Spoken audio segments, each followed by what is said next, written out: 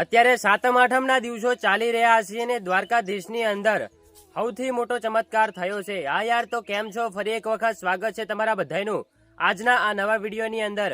તો હવે તમે બધાએ કેટલાય દિવસોથી સોશિયલ મીડિયા ઉપર એક નાનકડી દીકરી છે, જે 6 વર્ષની દીકરી એન્જલ છે, જે ચાલતા દ્વારકા જઈ રહ્યા હતા અને ફાઇનલી જે કાલે તેઓ દ્વારકાની અંદર પહોંચી ગયા છે અને દ્વારકાધીશના દર્શન પણ કરી લીધા છે। અને સાથે સાથે એક દ્વારકાની અંદર જે આહિર સમાજના લોકોએ આ નાનકડી દીકરીને જે દૂધ પાઈ અને પુણ્ય પ્રાપ્ત કર્યું છે એનો વિડીયો પણ સોશિયલ મીડિયા ઉપર ખૂબ જ મોટી સંખ્યાની અંદર વાયરલ થઈ રહ્યો છે અને લોકો પણ આ વિડીયોને ખૂબ જ પસંદ કરી રહ્યા છે।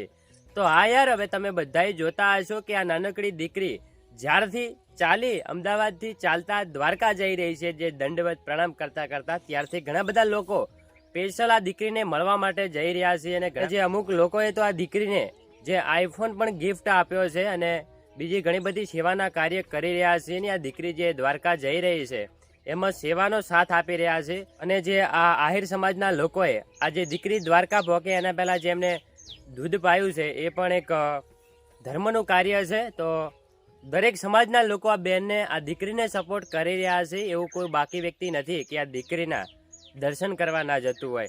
તો ઘણા બધા લોકો એવું કહી રહ્યા છે કે આ દીકરી ખરેખર દ્વારકાધીશનું સ્વરૂપ છે, દીકરી ઉપર દ્વારકાધીશનો હાથ છે, ત્યારે જ તે 2 મહિનાથી ચાલી રહી છે છતાં પણ દીકરીને પગની અંદર ઠેસ નથી આવી। તો આનાથી મોટો દ્વારકાધીશનો બીજો કયો મોટો ચમત્કાર હોઈ શકે? મેં વિચારો કે ખાલી આપણે થોડુંક ચાલવું હોય, 2-3 કિલોમીટર ચાલવું હોય, છતાં પણ આપણે થાકી જતા હોઈએ છીએ, પરંતુ આ નાનકડી ઉંમરની દીકરી, આ 6 વર્ષની દીકરી તો 2 મહિનાથી ચાલતી અમદાવાદથી દ્વારકા જઈ રહી છે, એ પણ દંડવત પ્રણામ કરતા કરતા। તો ખરેખર આવા કળિયુગની અંદર પણ સાક્ષાત દ્વારકાધીશ છે।